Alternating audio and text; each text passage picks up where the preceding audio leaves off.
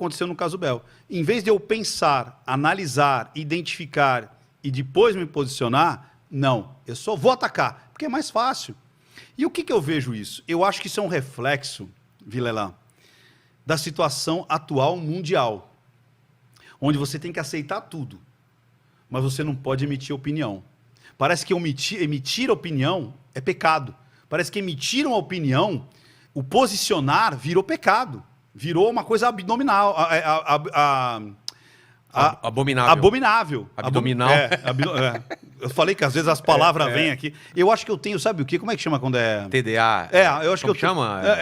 Dislexia. Eu acho que eu tenho TDA, dislexia, cara. Eu acho que eu tenho. Então, abominável. Abominável. Então, a pessoa ela é tão massacrada, entendeu? Eu não posso falar. Eu tenho que aceitar.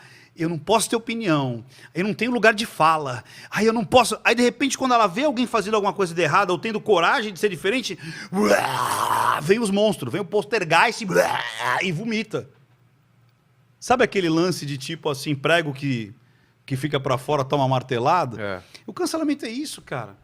A pessoa, ela erra, ela não tem o direito de errar.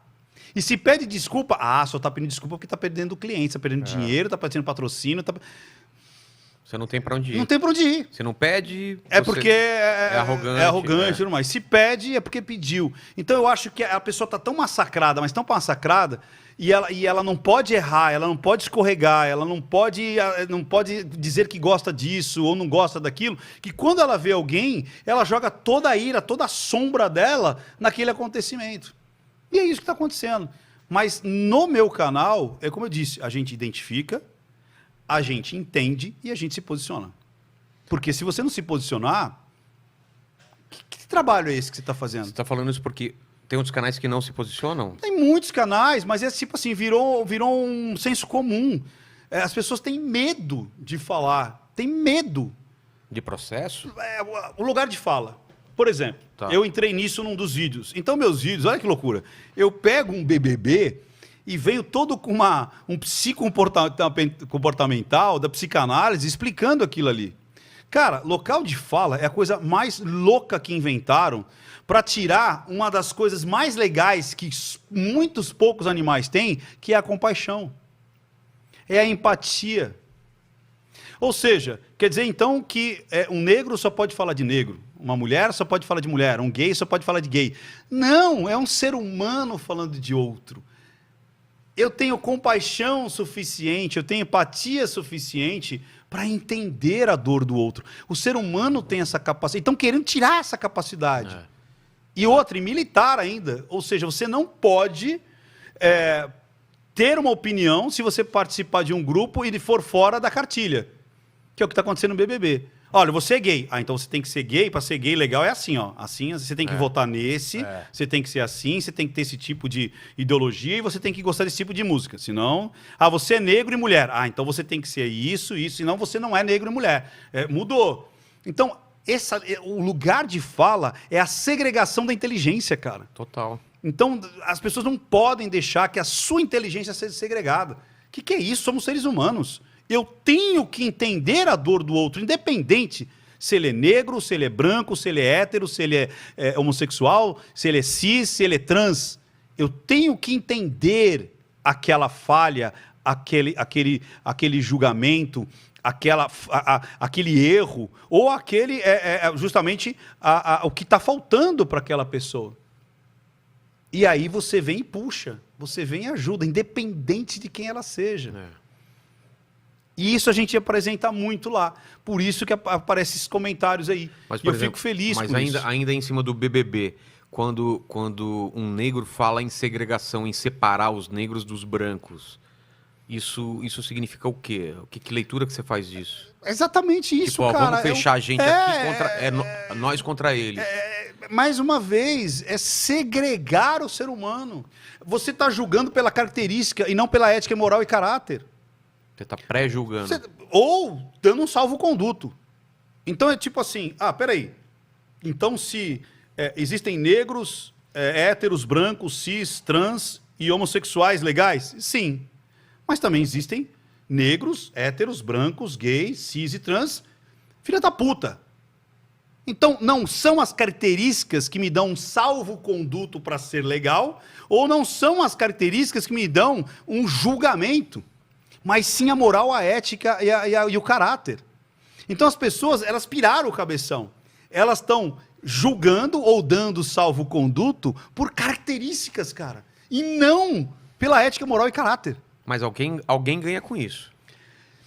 Alguém deve ganhar com isso. Porque quando você segrega a inteligência, você deixa a pessoa mais burra. Essa que é a verdade. Você não pode pensar além daqui. Você deixa as pessoas com medo. O que é o lugar de fala? Você não pode pensar além daqui.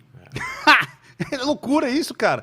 Quer dizer, eu não vou ter a compaixão, eu não vou ter a empatia de perceber que aquele grupo está sendo preterido em prol de um outro. Não me interessa quem é o grupo, não me interessa as características, me interessa que aquele grupo está sendo preterido, ou subjugado, ou passado para trás. Agora, dizer que um grupo específico, por suas características, vão ter um benefício ou uma culpa, é uma segregação de inteligência. Isso não cabe, eu não consigo entender isso. E o legal é que as pessoas que estão aprendendo a linguagem silenciosa, elas estão indo além. Ou seja, elas estão identificando a mentira, estão entendendo essa mentira e estão se posicionando. Isso que está me deixando muito feliz, cara. E a gente teve ontem uma eliminação histórica de 99%. Foi 98,78%. 99%. Se for para arredondar, é 99%. E aí eu te pergunto, e já meio que sei a resposta, mas as pessoas, além de analisar o que ele falou, estão analisando também uma linguagem não verbal, uma linguagem silenciosa dele, do Nego Di, né? Então, o que está acontecendo? Uma coisa, lembra aquilo que eu te falei? Você falar atrás de um palanque, você falar atrás de uma militância, você falar atrás de um perfil, é uma coisa. Lembra da foto lá de Porto de Galinhas? Sei. Eu só vou faturar o que é bom. Já dizia Recupero, né? O que é bom a gente fatura, o que é ruim a gente esconde. Ou seja, quando você põe essas figuras 24 horas por dia com uma câmera, aí você vê elas falharem. E pessoas que diziam que não falhavam, que faziam só o correto. Tanto o Fiuk, inclusive, ele desconstruiu tanto que ele virou uma samambaia. Você vê que o Fiuk não é nada. Ele não é nada. Tudo para ele é talvez. Não, vamos pensar, vamos... Ou seja, estão tirando a essência... A essência do ser humano. Então, quando você vê que 99% votou, então quem votou nele? Muitas pessoas com características diferentes. Mas com um caráter e uma ética moral muito bem formada. Porque senão não votariam nele. Então, mas por que isso eu estou feliz. Nele? Por que votaram nele? Porque isso, o BBB expôs que as pessoas não têm um julgo de ruindade ou um salvo-conduto da benevolência por ser negro, ou por ser hétero, ou por ser branco, ou por ser gay. Você entendeu? Não toleram mais esse tipo de... Não estão tolerando. Porque expôs aquilo ali. Entendeu? Mas antes do BBB, não era essa história que a gente escutava. Exatamente. A história que a gente escutava essas pessoas que a são história que a gente escutava era a foto de Porto de Galinhas. Exatamente. Que era só um retrato do instantâneo. Mas não o comportamento